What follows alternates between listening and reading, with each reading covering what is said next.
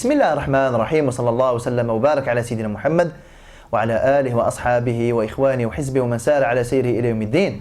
اللهم اجعل جمعنا هذا جمعا مباركا مرحوما واجعل تفرقنا من بعده سالما معصوما ولا تجعل فينا ولا منا ولا معنا شقيا ولا محروما. اللهم أخرجنا من ظلمات الوهم وأكرمنا بنور الفهم وحسن أخلاقنا بالحلم واجعلنا هداة مهديين غير ضالين ولا مضلين.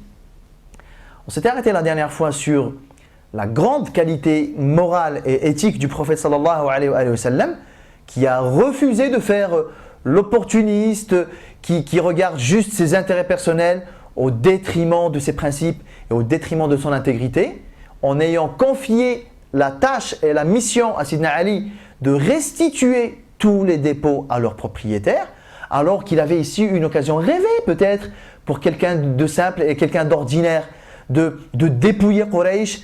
Eux qui veulent me tuer, eux qui ont tué mes compagnons, eux qui ont dépouillé mes compagnons. Là, il y a eu une occasion pour un petit peu faire réparation et compenser tout ce que Sahaba ont dû abandonner parmi leurs biens à Makkah. On a bien vu que le Nabi sallallahu alayhi wa sallam n'est pas le genre de personne à trahir qui que ce soit, même ses pires ennemis. Aujourd'hui, Inch'Allah Ta'ala, on va s'intéresser à concrètement le voyage, l'émigration en tant que telle, le voyage, le déplacement entre Makkah et le Médina. Comme dans n'importe quel voyage, il se passe des choses, il peut y avoir des rencontres, il y a des moments de tranquillité, il y a des moments de vigilance, peut-être de perturbation, il y a des moments de paisibilité, peut-être des moments de peur, il y a des moments où vous dites ça y est, le but il est quasi atteint, donc on n'a plus rien à craindre, etc., etc. Pendant ce voyage-là, Nabi sallallahu alayhi wa sallam a vécu plusieurs situations très intéressantes. On va en discuter et en relever trois principalement qui sont porteuses de beaucoup d'enseignements. Première rencontre, premier événement que Nabi sallallahu alayhi wa sallam a connu lors de son voyage entre Makkah et le Médina, c'est la rencontre avec un certain homme qui s'appelle Suraqa. Alors Suraqa, on peut penser que c'est un homme insignifiant qui n'a pas beaucoup d'importance, mais la rencontre de Suraqa avec le Nabi sallallahu alayhi wa sallam est quelque chose de marquant dans l'histoire de l'islam et des musulmans. Suraqa, c'est quelqu'un dont il va falloir se souvenir. Suraqa était un cavalier, c'est quelqu'un du désert, c'est un homme du désert, très rusé, très futé, très fort, c'est un guerrier, c'est un arabe, on va dire, typique et représentatif de ce qu'on sait des Arabes. Des gens forts, des gens qui affrontent les difficultés. Quand il faut ruser, ils sont très forts dans la ruse, etc. Suraqa était assis avec certains de ses amis. Et à un moment donné, il y a un homme qui vient les voir en leur disant « Écoutez, j'ai vu passer des hommes pas loin d'ici. J'ai cru avoir reconnu, j'ai cru reconnaître les deux hommes recherchés par Quraysh. Lorsque le Nabi sallallahu alayhi wa sallam et Abu Bakr radiallahu anhu arda, et l'homme qui leur servait de guide, Abdullah ibn Urayqit, ils ont quitté la grotte de Thawr, ils ont emprunté la route côtière qui longe la mer Rouge. Ils sont passés pas loin de là où Suraqa était assis avec ses amis. Suraqa, très futé, très intelligent, qu'est-ce qu'il nous dit? C'est lui qui relate, il dit « J'ai tout de suite compris qu'il s'agissait effectivement des deux hommes recherchés par Quraysh. Mais comme je savais qu'il y avait une récompense dessus, et comme je voulais moi tout seul avoir cette récompense-là, je ne voulais pas impliquer tous mes amis pour partir à la recherche de ces deux hommes-là. Il a dit à cet homme, non, les gens que tu as vus, ce ne sont pas ceux recherchés par Quraysh. C'est plutôt un tel et un tel. Ce sont des hommes à nous que nous avons envoyés pour rechercher des montures que nous avons perdues dans le désert. Non, ça n'a rien à voir avec les deux hommes de Quraysh. De cette manière-là, Suraqa, il s'est assuré que personne, en tout cas des personnes présentes, n'allait partir rechercher le Nabi sallallahu alayhi wa sallam, Sidna Abu Bakr, parce qu'il voulait la récompense pour lui tout seul. Qu'est-ce qu'il dit Suraqa? Il dit, j'ai fait comme si de rien n'était, il est resté assis avec eux un certain temps. Lorsqu'il s'est assuré que c'est bon, c'est de l'histoire ancienne, il s'est levé discrètement et il a pris son cheval et il est parti pour rattraper le Nabi sallallahu alayhi wa sallam et Sidna Abu Bakr. Quand il arrive à portée de vue du prophète sallallahu alayhi wa sallam, Sidna Abu Bakr, radiyallahu anhu arda, son cheval s'effondre. Suraqa ne comprend rien. Son cheval, c'est un bon cheval. Suraqa est un grand cavalier. C'est pas le genre de personne à trébucher comme ça. Le désert, il connaît. Le coin là, il connaît très bien. Il ne s'est pas fait surprendre par une dune ou quoi. Il connaît très bien cette zone-là. Son cheval, il trébuche et du coup, il ne comprenait pas trop. Il a senti comme si la situation-là, elle n'était pas en sa faveur. Et les Arabes, à l'époque, ils avaient une habitude qui consistait à faire comme une sorte de tirage au sort, une sorte de courte paille pour voir est-ce que je prends cette décision-là ou je ne la prends pas. Alors, il a sorti de son sac des flèches et il s'était fait un petit tirage au sort personnel. Si c'est la flèche là qui sort, j'arrête et j'abandonne parce que là il doit y avoir un mal pour moi et je rentre chez moi. Si c'est la flèche là, ça veut dire c'est positif, il faut que j'y aille. Suraqa, qu'est-ce qu'il nous dit? Il nous dit quand j'ai fait ça, kharaja alladhi akrah. C'est la mauvaise flèche qui est sortie. Synonyme de arrête, n'y va pas, ne va pas plus loin, rentre chez toi. Mais comme Suraqa, il était motivé par la récompense, qu'est-ce qu'il nous dit? Fa'asaytul azlam. J'ai désobéi au tirage au sort. En gros, le sort me disait rentre chez toi, mais j'ai quand même forcé un petit peu parce que je voulais la récompense. Fa'asaytul azlam. Du coup, j'ai redressé mon cheval, je suis monté dessus et j'ai mené une deuxième offensive si vous voulez. Deuxième fois, le cheval, il s'effondre. Maintenant, les pattes du cheval se sont enfuies dans le sable jusqu'au genou. Le cheval n'arrivait plus à bouger. Là, Suraqa s'est dit, ah non, en gros, là, il culpabilise d'avoir désobéi un petit peu à son sort. Qu'est-ce qu'il fait? Il retente un deuxième tirage au sort. Et il sort la flèche, synonyme de Suraqa, arrête, rentre chez toi. Et là, il a compris qu'il se passe quelque chose là. Comment il l'a interprété, lui, Suraqa? Il l'a interprété de cette manière. Il s'est dit, les gens là, c'est obligé qu'ils sont protégés par le djinn, par les démons. Comment ça? J'arrive même pas à franchir cette barrière-là. À chaque fois, mon cheval, il s'effondre. Obligés, ils sont entourés de djinns, de démons. Voilà. Il a eu vraiment la peur de sa vie. Et qu'est-ce qu'il a fait Suraqa à un moment-là? Lui qui est venu pour capturer les deux là, éventuellement les tuer. L'essentiel, c'est d'avoir la récompense. Vous savez qu'est-ce qu'il a fait à un moment-là? Il a appelé le Nabi sallallahu alayhi wa sallam, Abu Bakr. Il leur a demandé, s'il vous plaît, l'aman. Fanadaytuhum bil aman, il nous dit. Je les ai appelés en les suppliant de ne me rien faire. S'il vous plaît, ne me faites pas de mal. Vous avez vu comment la situation elle a changé? Et pendant toute cette scène-là, Nabi sallallahu ne s'est pas retourné la moindre fois. Serein, apaisé. Je suis sous la protection d'Allah subhanahu wa ta'ala. Lorsque Suraqa il leur a dit, s'il vous plaît, ne me faites pas de mal, on a des narrations qui disent que carrément Suraqa leur a proposé des choses. S'il vous plaît, vous voulez quoi? Ne me faites pas de mal. S'il vous plaît, qu'est-ce que vous voulez? Mon cheval, mon épée, mes armes, de l'argent, qu'est-ce que vous voulez? S'il vous plaît, ne me faites pas de mal. C'est quand même, la situation, elle a complètement changé là.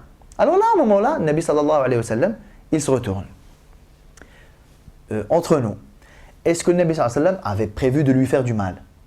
Ah non, pas du tout. Le Nabi sallallahu alayhi wa sallam, il a un objectif, aller al-Madina. Je ne cherche à tuer personne, je ne cherche à faire du mal à personne, je cherche à faire du tort à personne.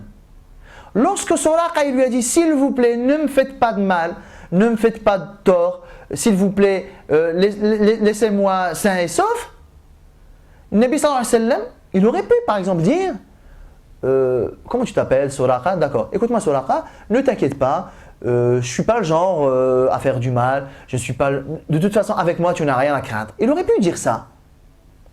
Le Nabi sallallahu alayhi wa sallam n'a pas dit ça. Le Nabi sallallahu alayhi wa sallam est un opportuniste. On a juste dit que ce n'était pas un opportuniste au détriment de ses principes. Mais le Nabi sallallahu alayhi wa sallam, il est très intelligent. C'est quelqu'un de très rusé, de très futé. Il arrive excellemment, toujours, à transformer une situation à son avantage. Lorsque Suraqa lui a dit, s'il te plaît, ne me fais pas de mal, au lieu de rassurer Suraqa, oui, t'inquiète, non, il aurait pu le faire, mais il ne l'a pas fait. Au lieu de ça, qu'est-ce qu'il a dit sallallahu alayhi wa sallam? Il lui a dit, d'accord, mais à condition que tu ne dises rien à personne.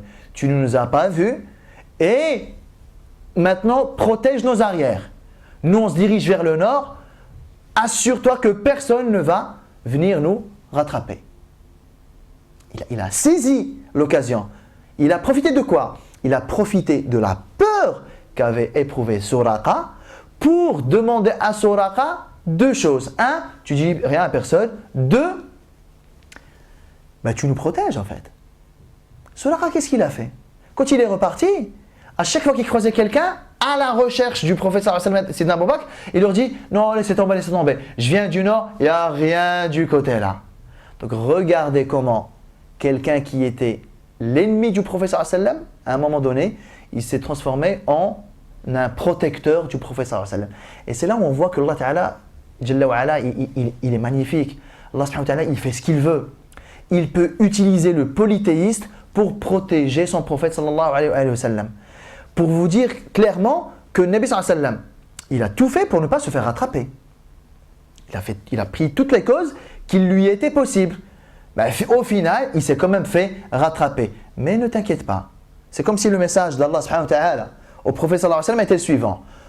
Ô messager, tu as tout fait pour réussir ta mission. Tu as tout fait de ce qu'il t'était possible de faire. Tu as tout fait pour brouiller les pistes de Quraysh. Quraysh, ils ont quand même réussi à venir jusqu'à ta grotte, là où tu étais caché. Tu as tout fait pour ne pas que Quraysh te rattrape en empruntant un chemin peu connu des gens. Il y a un homme, mais quoi, qui a quand même réussi à vous rattraper. Mais peu importe. Dès lors que tu as compté sur moi, dès lors que tu as fait toutes les causes, c'est Allah Jalla wa Ala qui s'occupe du reste et qui s'occupe de ta protection. Y compris par celui qui, a priori, vous voulez du mal. Donc ça, c'est quelque chose de magnifique. Faites ce que vous avez à faire. Allah subhanahu wa ta'ala, il fait ce qu'il a à faire. Jalla wa Ala. Au moment de repartir, Suraqa, il a dit au prophète sallallahu alayhi wa sallam. Il lui a dit, donne-moi quelque chose toi. Bon d'accord, tu ne vas pas me faire du mal. Ok, moi je m'engage à dire à tout le monde que je ne vous ai pas vu et que de toute façon, il n'y a rien à voir de ce côté-là pour assurer votre protection et votre sécurité.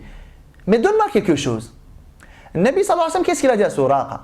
Il lui a dit, d'accord, le jour où nous recevrons et nous aurons les bijoux de Kisra, l'empereur perse, le jour où on récupérera les bijoux de l'empereur perse, viens chez moi, je te promets de te donner les 2 bracelets de Kisra. C'est quoi comme promesse ça, subhanallah? Au moment là, Nabi sallallahu alayhi wa sallam, il n'a rien, il sort en cachette de chez lui, il est pauvre, il est faible, il est seul. Et quand je lui demande de me donner quelque chose, qu'est-ce qu'il me promet, sallallahu alayhi wa sallam? Il me promet les 2 bracelets de l'empereur perse. Il est sérieux, lui. C'est ce que quelqu'un aurait pu dire. Figurez-vous que Suraqa n'a pas dit ça. Suraqa a cru. Parce que lorsque il s'est passé ce qui s'est passé, son cheval qui tombe à 2 reprises, la peur par laquelle il vient d'être envahi, on va dire la carrure, la posture, le hiba, l'aura du prophète sallallahu alayhi wa sallam, elle a pris possession de Suraqa. Lorsque le Nabi sallallahu alayhi wa sallam lui a dit, écoute, le jour où on va récupérer les bijoux de Kisra, viens chez moi, je te donnerai ces 2 bracelets. Il l'a cru, bien sûr qu'il l'a cru. Parce qu'il a bien vu que ce n'était pas le visage d'un menteur. Et vous savez quoi? Tellement Suraqa a cru ça, et tellement dans sa tête, si je le dis à quelqu'un, il n'y a personne qui va me croire. Parce qu'il n'y a pas de témoin, il n'y a qu'Abu Bakr ici. Et de toute façon, Abdullah ibn Urayqit, c'est un polythéiste. Il n'y a qu'Abu Bakr comme témoin. Et le jour où moi je viendrai réclamer les bracelets de Suraqa, de Kisra, les gens ils vont me prendre pour un fou. Vous savez qu'est-ce qu'il a dit Suraqa? Il a dit au prophète sallallahu alayhi wa sallam, écris-moi alors ça, quelque part. Et le Nabi sallallahu alayhi wa sallam, donc il a demandé, est-ce qu'on lui écrive ça? Suraqa n'est pas devenu musulman ici. Il est reparti, polythéiste, il a assuré la sécurité et la protection du prophète sallallahu alayhi wa sallam. Le Nabi sallallahu alayhi wa sallam, il a fini son temps, il a rejoint Allah subhanahu wa ta'ala. Sidna Abu Bakr, il est devenu calife. Sidna Abu Bakr a quitté ce bas pendant le califat de Sidna Omar. Suraqa est devenu entre-temps musulman. Mais on ne peut pas dire que c'est un compagnon, puisqu'il n'est devenu musulman qu'après la mort du prophète sallallahu alayhi wa sallam. C'est-à-dire déjà Suraqa, il a manqué ici l'occasion d'être un sahabi. Il a manqué l'occasion d'être parmi les gens des muhajirin. Il a manqué l'occasion d'être parmi les gens de Badr. Il a tout manqué au fait, parmi le privilège de sahaba. Pourtant, il en avait ici une occasion. Et là encore, ça nous renvoie aussi à l'histoire de Afif, l'ami de Sidna al-Abbas, qui avait vu le Nabi sallallahu alayhi wa sallam, Amina, prier avec Khadija, Ali. Et il s'est un petit peu intéressé et l'Abbas, il lui a dit, est-ce que tu veux que je te le présente? Il a dit, ouais, laisse tomber, laisse-nous faire notre commerce. Et Afif, il s'est converti la 8e année, l'année de Fath Makkah. Et là, le jour-là, il avait pleuré parce qu'il s'est rendu compte du privilège qu'il a loupé et de l'opportunité en or qui s'était présentée à lui à 3-4 mètres. Suraqa, c'est pire. Encore Afif, il peut dire que je suis un compagnon. Suraqa, il est devenu musulman après la mort du prophète sallallahu alayhi wa sallam. Donc ça, c'est un message à tous les musulmans, à tout le monde en fait. Lorsqu'Allah subhanahu wa ta'ala vous met face à des opportunités, ne reportez pas à demain. Ne dites pas je verrai, je verrai. Il y a un grand khair, il y a un grand bien, il y a quelque chose de bénéfique qui se présente à vous. Ne le reportez pas à je ne sais quand, sous quelque prétexte que ce soit. Parce qu'il se peut que cette occasion-là ne se présente pas une deuxième fois. Et le jour où ça arrive, ben on va bien se mordre les doigts. Pendant le califat de Sidna Omar, radiyallahu anhu arda, vous savez qu'il y a eu le Futuhat, il y a eu les conquêtes islamiques, etc. Et il y a eu la fameuse bataille de l'Qadisiyya. La grande bataille de l'Qadisiyya, c'est là où les musulmans ils ont conquis toute la terre qui est au-delà du Tigre et de l'Euphrate, les deux rivières irakiennes. Donc tout ce qui est au-delà de ces deux rivières, outre Euphrate, outre Tigre, c'est tout ce qui est Iran actuel, tout ce qui est Faris, tout ce qui est Perse. Là, quand il y a eu cette bataille, les musulmans, alhamdoulilah, ils ont ramassé énormément de butin. Parmi ce butin, il y avait bien entendu les bijoux de Kisra, de l'empereur. Lorsque tout ce butin est arrivé à Al-Madina, Sidna Omar il a dit « Où sont les bracelets de Kisra ?» Il était au courant de l'histoire. « Où sont les bracelets de Kisra ?» On lui a dit « Ils sont là. » Il a dit « Appelez-moi Suraqa. » On vient, on appelle Suraqa, qui alhamdoulilah entre-temps est devenu musulman. Il dit à Suraqa « Tends-moi tes deux mains. » Et Sidna Omar, il lui a mis les deux bracelets de Suraqa. Il lui a dit, ça c'est ton dû. C'est ce que le Nabi sallallahu alayhi wa sallam t'avait promis. Il est là. Et il a pris Suraqa par la main, il lui a fait le tour de l'Madina al-Munawwara. Et il disait aux gens, regardez le nubuwa, regardez la prophétie. La prophétie, on est toujours encore et en train d'en vivre la manifestation. Elle est là, le nubuwa. Là, dans quoi? Dans la promesse prophétique. Combien d'années? Beaucoup d'années plus tard. Il y a les 10 années al-Madina, il y a le califat de Sidna Abu Bakr, 2 ans et demi. Ça veut dire là, on est minimum à 14, 15, 16 ans plus tard. Et le Nabi sallallahu alayhi wa sallam, ce qu'il t'a promis était une vérité. Aux gens, regardez le nubuwa, regardez la prophétie. Donc Suraqa, il a marqué un petit peu l'histoire par ça. Il a rencontré le Nabi sallallahu alayhi wa sallam, il n'était pas musulman, il lui a promis quelque chose qui est venu une quinzaine d'années plus tard. Alors Suraqa, bien entendu, au moment-là, n'était pas musulman, donc il ne peut être compté comme un sahabi. Donc ça, c'est la première rencontre que le Nabi sallallahu alayhi wa sallam a effectuée sur son chemin vers le Madina, la rencontre avec Suraqa. Et on a vu que quelqu'un qui voulait du mal au prophète sallallahu alayhi wa sallam, au début de journée, à la fin de la journée, c'était carrément lui qui protégeait le Nabi sallallahu alayhi wa sallam et Sidna Abu Bakr. Et on voit qu'Allah Jalla wa Ala, il soutient sa cause parce qu'il veut. Regardez, il a soutenu le Nabi sallallahu alayhi wa sallam par Suraqa, le polythéiste. Et il a soutenu le Nabi sallallahu alayhi wa sallam par quoi? Par Ru'b, par la peur. Et ça, c'est quelque chose qui est récurrent. Le Nabi sallallahu alayhi wa sallam, il l'a même dit clairement dans un hadith, il dit « J'ai été distingué et privilégié par rapport aux autres prophètes par 6 choses. » Parmi lesquels il a cité ça. Il a dit « J'ai été soutenu par la peur. » Rendons-nous compte de la chose. Suraqa qui vient sur son cheval Et d'un coup, il est frappé par la peur. Au lieu de venir tuer Nabi sallallahu alayhi wa sallam et Abu Bakr, c'est carrément lui, s'il vous plaît, ne me faites pas de mal. C'est vraiment ça qui change.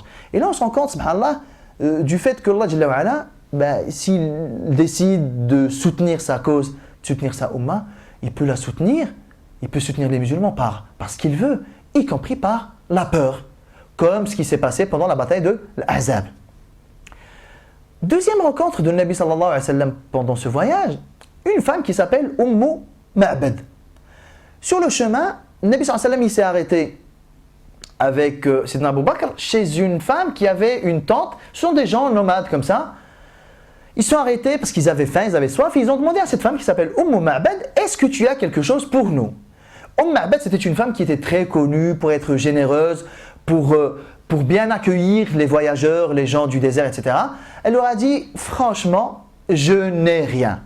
Par Allah, si j'avais la moindre chose, je vous aurais honoré comme il se doit.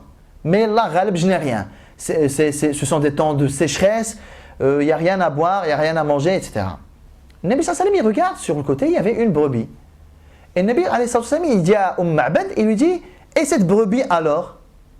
Elle lui dit, écoute, cette brebis, elle est sèche, elle n'est pas porteuse de lait.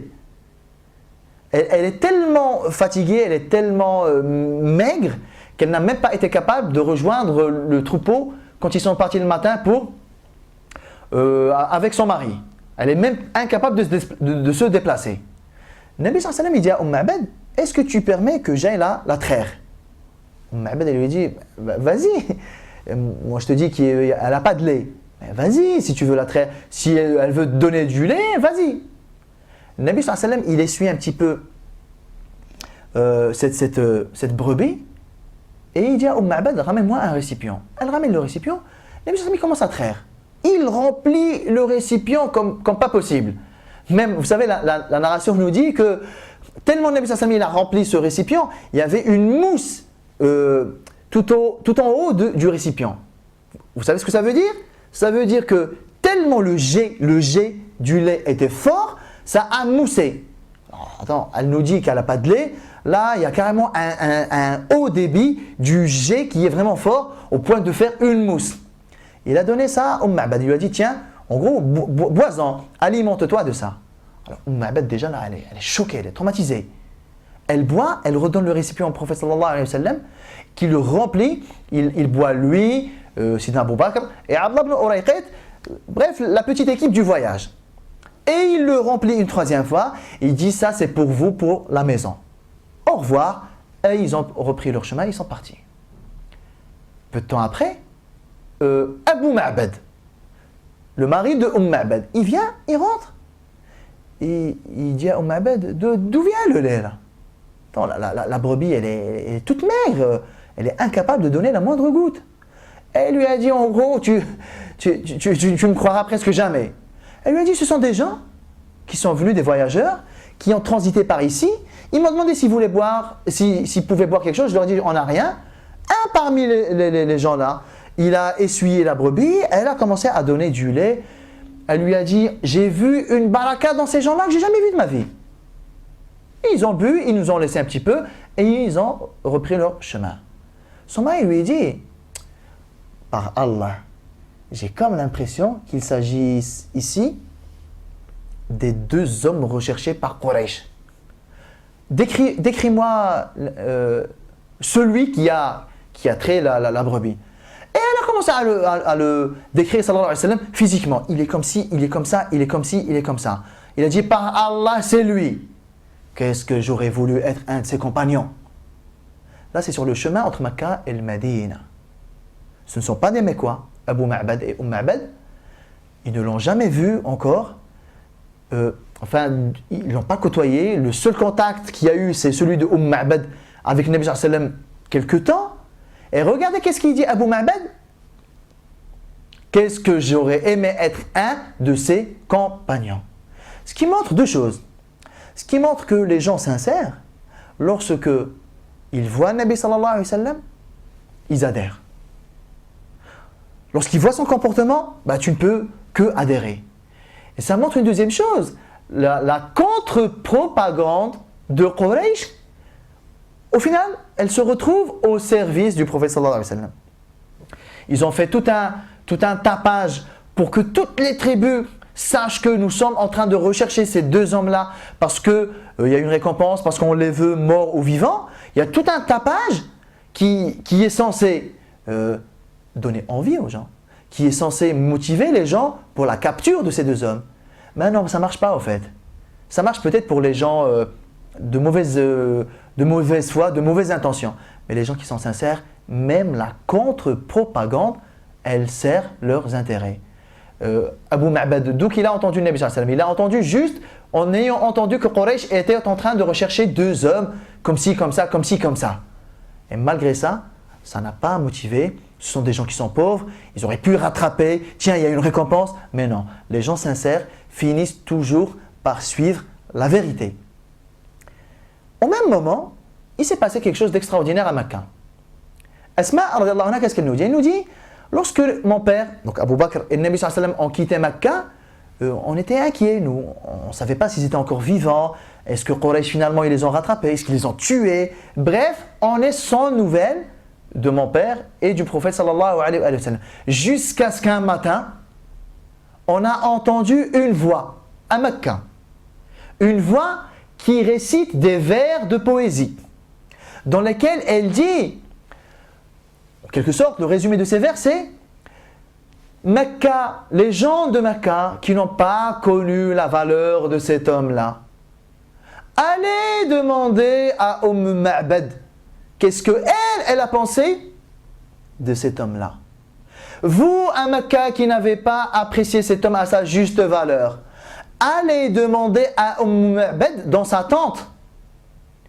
Allez demander même à la brebis, si vous l'interrogez, elle est susceptible de témoigner et de plaider en faveur de cet homme-là que vous avez chassé.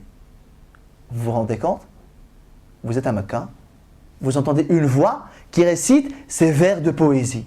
Asma, elle dit, on ne savait pas qui les récitait, ça provenait d'un côté de Mecca et les gens ils suivaient la source de cette voix jusqu'à ce que c'est arrivé à l'entrée nord de Mecca. Asma, elle dit, là, alhamdoulilah, nous avons été apaisés. On savait que le Nabi sallallahu alayhi wa sallam était en sécurité avec Abu Bakr. On savait qu'ils avaient transité par chez Ma'bad et on savait qu'ils étaient bien portants. Ma'bad, elle les a bien accueillis et que même la brebis, si on était amené à l'interroger, la brebis témoignerait du passage du prophète sallallahu alayhi wa sallam par chez Ma'bad. Elle a dit, alhamdoulilah, ça nous a apaisé, nous, la famille de Sidna Abu Bakr. Troisième rencontre du prophète sallallahu alayhi wa sallam pendant ce voyage, c'est un homme qui s'appelle Burayda al-Aslami radiyallahu anhu ardah. L'Aslami par rapport à une tribu qui s'appelle Aslam. Donc Burayda n'est pas un Mécois et n'est pas un Médinois. Donc il a un statut un petit peu particulier. Ce n'est pas un Muhajiri Mécois et ce n'est pas un Ansari non plus. Nabi sallallahu alayhi wa sallam, il rencontre Burayda, qui n'est pas musulman pour l'instant, dans un groupe de 70-80 personnes. Sur le chemin de Médine, il s'arrête, Nabi sallallahu alayhi wa sallam, il les voit. Il dit à Burayda, il lui dit, d'où es-tu? Il lui dit de la tribu de Aslam. Il regarde Sidna Abu Bakr, il lui dit, laqad salimna. On reviendra sur ça, Inch'Allah. Il lui dit, mais Aslam, c'est la grande tribu, comme Quraysh, mais dedans il y a des ramifications. Il lui dit, d'où exactement de Aslam? Il lui dit de Sahm. Sahm, c'est une ramification de Aslam. Il regarde Sidna Abu Bakr, il lui dit, laqad kharaja sahmuk. Et il dit à cet homme, comment tu t'appelles? Il lui dit, Burayda. Et il regarde Sidna Abu Bakr, il lui dit, Baruda haluna. Le Nabi sallallahu alayhi wa sallam, il vient de faire ici trois choses exceptionnelles. D'abord, quand il dit à Sidna Burayda, il lui dit, entre-temps il s'est converti, il lui dit, d'où es-tu? Il dit, de Aslam. Et regarde Sidna Abu Bakr, il lui dit, laqad salimna. Ça, comment ça s'appelle? Ça s'appelle la bonne augure. Voir le côté optimiste et le côté positif des choses. Les gens là, ils viennent de la tribu de Aslam, dans Aslam, il y a la racine linguistique de salam, de la paix, salimna. Il regarde Sidna Abu Bakr et lui dit Alhamdulillah, c'est de bon augure. Au fait, toi Abu Bakr, en gros le message c'est quoi? Toi et moi Abu Bakr, on est sorti de Mecca, on est quand même dans une situation pas enviable, on est recherché, c'est quand même, le chemin est dur, on risque à n'importe quel moment de se faire avoir. Lorsqu'ils ont rencontré ces gens-là de la tribu de Aslam, comme si c'était un signe de bon augure, il regarde Sidna Abu Bakr qui lui dit Laqad salimna. Alhamdulillah, en gros, ça y est, dorénavant nous sommes en sécurité. Et quand il demande à Buraïda radiallahu anhu arda, il lui dit comment tu t'appelles? Il dit Buraïda. Et il regarde Sidna Abu Bakr qui lui dit Laqad baruda haluna. Buraïda, ça vient de la racine linguistique, le bard, quelque chose de froid, de frais. Il regarde Sidna Abu Bakr, qu'est-ce qu'il lui dit? Laqad baruda haluna. Ça veut dire la difficulté, la chaleur, la sueur dans laquelle, la difficulté dans laquelle on est, ça y est, là c'est de la fraîcheur, alhamdoulilah, qu'on vient de croiser, c'est de bon augure pour nous. On était dans la difficulté, mais là on a rencontré ces gens-là de Aslam, l'homme qui nous parle qui s'appelle Buraïda, il y a beaucoup de points positifs, il y a beaucoup de signes de bon augure. Ce qui montre que le Nabi sallallahu alayhi wa sallam était attentif aux signes de bon augure, contrairement aux signes de mauvais augure. Le Nabi sallallahu alayhi wa sallam n'a jamais tenu compte de quelque chose de mauvais, qui relève de la mauvaise augure. Vous savez, il y a des gens qui leur arrive une galère. Vous entendez ça des fois chez des gens. Subhanallah, quelle matinée là, laisse tomber, ça ne présage rien de bon. Ça, c'est pas bon du tout. Ça, c'est pas bon du tout. Le Nabi sallallahu alayhi wa sallam ne tenait jamais compte de ces choses-là. L'inverse, oui. Vous démarrez votre journée, il vous arrive quelque chose de positif, vous faites une bonne rencontre, il vous arrive quelque chose vraiment d'assez joyeux, voyez-y quelque chose de positif, c'est de bon augure. Ça, c'est sunnah. Il vous arrive une petite galère, tout de suite, la voir comme étant le signe d'une journée vraiment noire, ça, c'est pas sunnah. Le Nabi sallallahu alayhi wa sallam n'a jamais fait ça. Donc, il y a deux choses que le Nabi sallallahu alayhi wa sallam qui relèvent de sa sunnah. La bonne augure, oui, ça s'appelle tafa'ul, ça s'appelle l'optimisme, ça s'appelle voir toujours la vie du bon côté, voir la vie positivement. Et il y a ce qu'on appelle tatayyur, le fait de présager une mauvaise augure selon ce qui serait passé comme petits événements négatifs. Ça, le Nabi sallallahu alayhi wa sallam était archi contre et il n'y a jamais eu recours. Ce qui nous apprend que on voit toujours le côté positif. Comme Ru'ya d'ailleurs, vous savez quand on fait des songes, on fait des visions, quand c'est bon, quand c'est satisfaisant, quand c'est un bien, on peut en parler. Quand c'est quelque chose de négatif, il ne faut pas en parler. Ça va aussi dans cette éducation-là.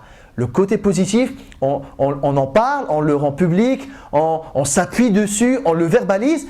Tout ce qui est cauchemar, tout ce qui est de mauvais augure, non, on n'en parle pas. On n'en parle pas. Le musulman, c'est quelqu'un de vraiment positif. On a même une narration dans laquelle le Nabi sallallahu alayhi wa sallam dit Tafa'alu bil khayri tajiduh. Soyez toujours optimiste et voyez toujours le bien. Inch'Allah subhanahu wa ta'ala, vous le trouverez. Faites en sorte à ce que vous observez comme optimisme, faites en sorte à ce que vous le voyez comme une bonne augure. Inch'Allah ta'ala, en quelque sorte, puisse Allah subhanahu wa ta'ala le rendre concret. Quand c'est quelque chose de négatif, n'en parlez pas. Alors cette rencontre avec Buraïda radiallahu anhu, elle nous apprend d'abord ça. Deuxièmement, Buraïda, finalement, le Nabi sallallahu alayhi wa sallam, quand il a discuté avec lui, il l'a appelé à l'islam. Je suis le messager d'Allah subhanahu wa ta'ala, je sors de Mecca parce que j'en ai été chassé, etc. Il lui a fait da'wa. Finalement, Buraïda, il s'est converti. Et vous savez quoi? Pas que Buraïda. Buraïda et tous ceux qui étaient présents là. Une 70aine, une 80aine personnes. Ce qui nous montre que le Nabi sallallahu alayhi wa sallam, en quelque sorte, ne perd jamais de vue ses objectifs. C'est pas parce que je suis sorti de Mecca comme ça en cachette. Là, le Nabi sallallahu alayhi wa sallam, il a un objectif, on est d'accord, rejoindre le Médina. Mais si sur le chemin, je peux gratter encore des objectifs, ben je gratte. Et c'est là on voit que le Nabi sallallahu alayhi wa sallam est un opportuniste de première, pas au détriment de ses principes, tout en restant conforme à ses principes. Je suis sur le chemin de le Médina, j'ai un objectif, c'est d'y arriver. sur le chemin, j'ai rencontré des gens, je ne vais pas rater l'occasion de les appeler à Allah subhanahu wa ta'ala. La preuve, alhamdoulilah, ça a payé. Buraïda, il s'est converti et tous ceux qui étaient présents avec lui. Le Nabi sallallahu alayhi wa sallam, il leur a dit, rentrez chez vous et rejoignez-moi bien après à Al-Madina. Donc là, l'ensemble de ces événements-là nous montre que le Nabi sallallahu alayhi wa sallam, il a des objectifs globaux, hein, arriver à Al-Madina, sortir de Mecca, se mettre à l'abri, se mettre en sécurité et rejoindre les Sahaba qui sont déjà maintenant installés à Al-Madina. Ça, c'est l'objectif général pour l'instant. Mais on voit que le Nabi sallallahu alayhi wa sallam, tout au long du voyage, il est à l'affût de ce qui peut sauver les gens de l'enfer. Il est à l'affût de tout ce qui peut servir la cause. Suraqa, tu sais quoi, maintenant tu vas nous protéger. Ma'bad, Nabi sallallahu alayhi wa sallam, il aurait pu faire ça à l'extérieur. Lorsque Ma'bad, elle leur a dit, écoutez, je n'ai rien à vous donner à manger. Nabi sallallahu alayhi wa sallam, il aurait pu sortir, ok, barakallahu fik Ma'bad, au revoir. Il sort dehors, il dit, ya Allah, on n'a rien à manger, on a faim, on a soif, ya Allah, soutiens-nous. Et Allah Ta'ala, il aurait donné à boire et à manger à Nabi sallallahu alayhi wa sallam et c'est Abu Bakr. Pourquoi Nabi alayhi wa sallam, il a tenu à faire réaliser ce miracle-là sous les yeux de Ma'bad? Pour que ce soit une raison supplémentaire qui l'attirerait vers l'islam. La preuve, ça a marché. Abu Ma'bad, quand il est venu, ça a marché. Lorsque le Nabi sallallahu alayhi wa sallam a rencontré Buraïda, ça aurait pu être juste une rencontre. Ah ok, tu t'appelles comment Buraïda? Ah ok, et on part. Non. Le Nabi sallallahu alayhi wa sallam, il saisit toutes les occasions qui se présentent à lui. J'ai ça, mais si je peux avoir ça, j'obtiens quand même ça. Le Nabi sallallahu alayhi wa sallam, c'est quelqu'un qui fait da'wah tout le temps. Quoi qu'il arrive, il ne perd pas ses objectifs de vue. Aujourd'hui, j'avais voulu nous arrêter sur ces 3 rencontres qui sortent un petit peu de l'ordinaire, celle avec Suraqa, celle avec Ma'bad et celle avec Buraïda. La première, elle a abouti quand même à un musulman. Bon, ok, d'accord, il n'a pas fini sahabi, mais il a quand même fini musulman. Donc, c'est ça l'objectif, au fait, sauver les gens de l'enfer. Ma'bad, ça a marché.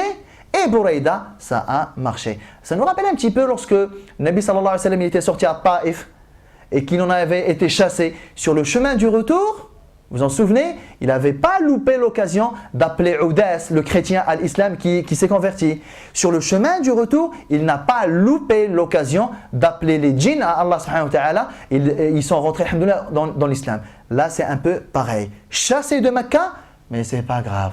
Si ce n'est pas Mecca, c'est ailleurs. Si ce n'est pas les Qurayshites, ce sont d'autres gens. Et c'est ça qui doit retenir notre attention. Toutes les occasions sont bonnes. Il faut être opportuniste dans la vie. Ne rater aucune occasion qui se présente à nous. Avec la condition que nous avions vue la dernière fois, il ne faut pas que les opportunités qui se présentent à nous, on les saisisse au détriment de nos principes. Je reste intègre, je reste fidèle, je reste quelqu'un de droit, quelqu'un de cohérent, quelqu'un d'attaché à ses principes. Et si des opportunités se présentent en conformité avec mes principes, eh bien, je ne dis pas non, je les saisis. Le Nabi sallallahu alayhi wa sallam nous l'a montré plusieurs fois, notamment ici dans son voyage à Al-Madina. Wallahu ta'ala a'lam, wa sallallahu wa sallam wa barak ala sayyidina Muhammad wa ala alihi wa ashabihi ajma'in. Je vous retrouve la semaine prochaine. Assalamu alaikum wa rahmatullahi ta'ala wa barakatuh.